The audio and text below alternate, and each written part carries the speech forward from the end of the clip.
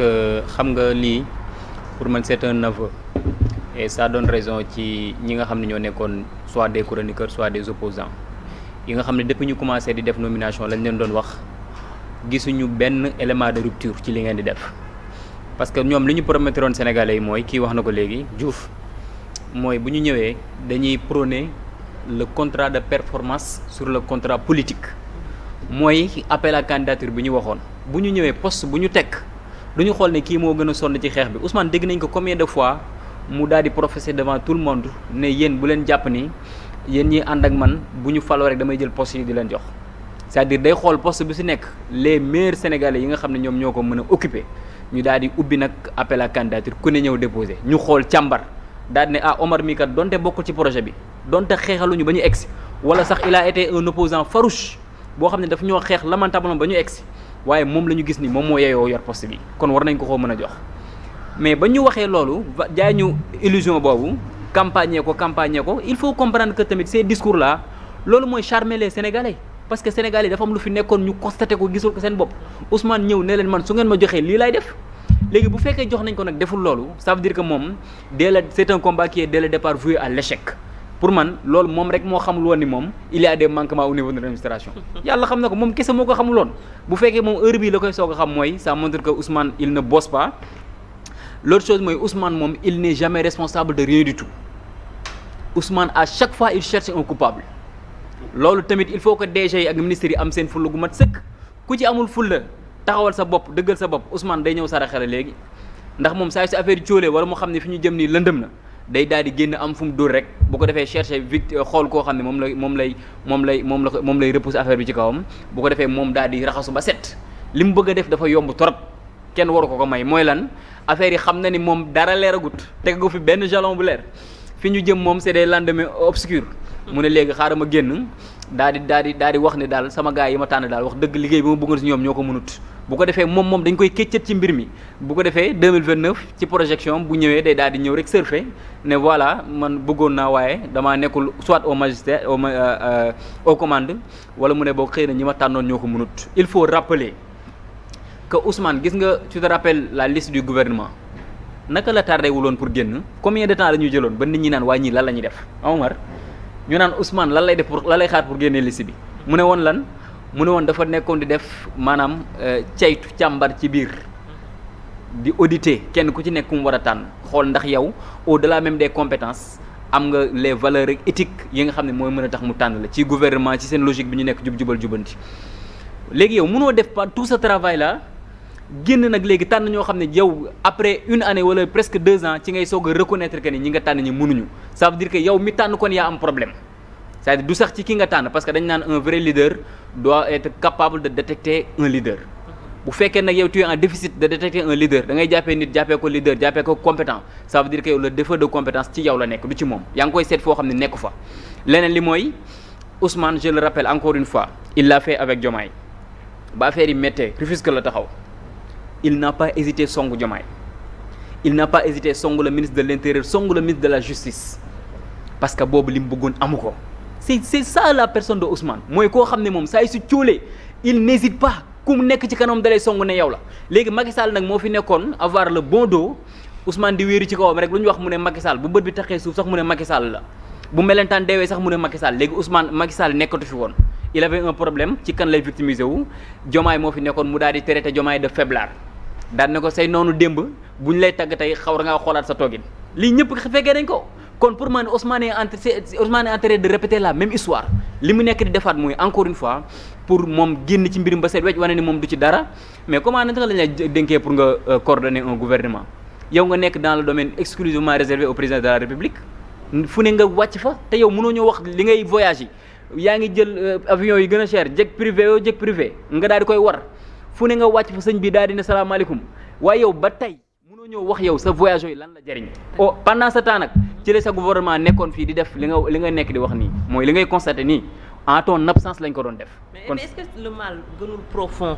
que loolu et est-ce que mën nañ jël yëpp teg ko ci kaw ci ginnaaw Ousmane Sonko parce que certes je suis d'accord parce que nomination bi ngay waxee moom mooy nommé on est d'accord pour ça mais soo déggee également moom lu mu wax ni que il est dans l'administration depuis 2009 il travaille depuis 2009 en tout cas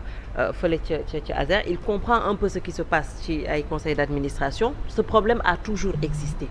donc est-ce que mën nañ jël loolu yëpp compte tenu teg ko ci ginnaaw Ousmane Sonko ne c'est à cause de lui mais ne suñ ko tegul ci kaw Ousmane ci kan lañ koy teg xam nga sénégalais yi benn pouvoir lañ am mooy jox la caution morale mooy yow nee nga mën nga wax nga ne yow ñi fi nekkoon ni ñu doon def ci mal gouvernance yëpp c'est parce que ñoom la yow boo ñëwee loolu di nga ko soppi sénégalais yi daal di rey seen bopp combien de morts les jeunes ont versé leur sang pour que ñi arriver au pouvoir damay wax ni ñi leur élection a coûté excessivement cher au peuple sénégalais élection présidentielle jàll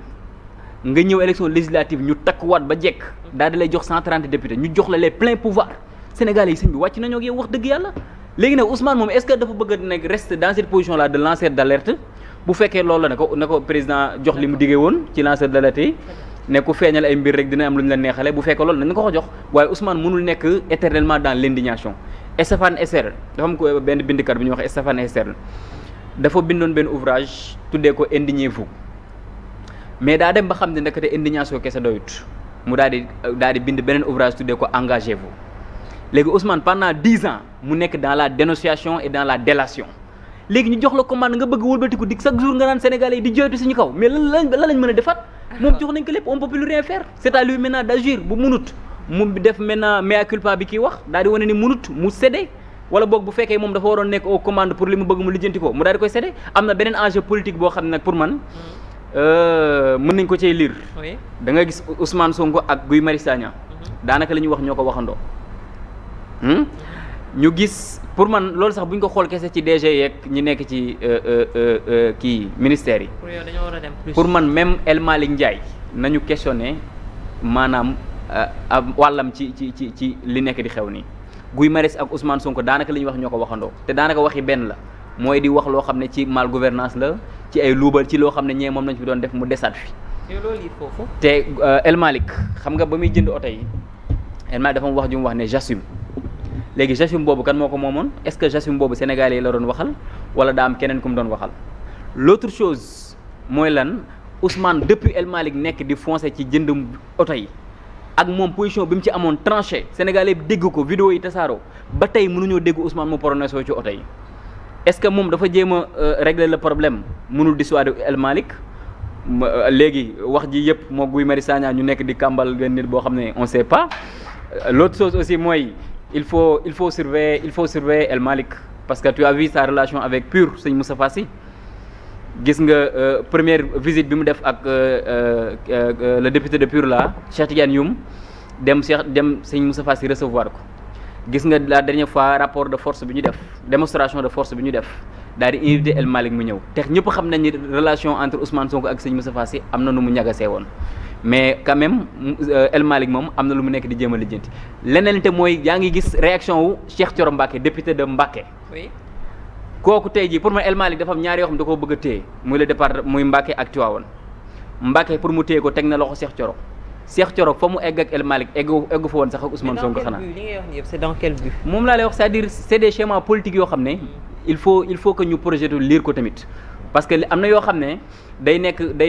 dafa war a nekk cuisine interne ñun mën nañoo gis nag la communication superficielle comme ça mais alors que li ne ci biir moo gën a bari moo ëpp doole moo tax ma ne dafa am analyse yoo xam ne c'est factuel comme li ñu wax ni yëpp am na loo xam ne c'est d'ordre politique loo xam ne mën nañ koo projeter bàyyi ko xel daal di koy lire di surveiller nag mais daal quoi qu'il en soit Ousmane Sénégal yi desee luñ ko dara. Alors Omar yow da nga ñu mës a tàmmal en fait aller au-delà des mots. Tey ñu gis cette déclaration yow lan nga ci lan moo ci sa analyse lan nga jàpp ne que loolu la ñu war a comprendre concrètement. waaw xam nga nen ñun je pense que depuis Pastef nekk au pouvoir du ñu cesser di alerter ne léegi vous êtes au pouvoir vous n'êtes plus dans l'opposition. Oui. Chaque fois bu ñu toogee di laaj mais tamit dama rendre compte ne à chaque fois. ñuy débat dafay am ay challenge yu am ci réew mi ay challenge nga koy gis ci réseaux sociaux yi di ko gis ci yëpp nag ci réew mi nga koy gis ay challenge yu xamante ni ne parfois da nga yaakaar ne nit ñi dañ koy def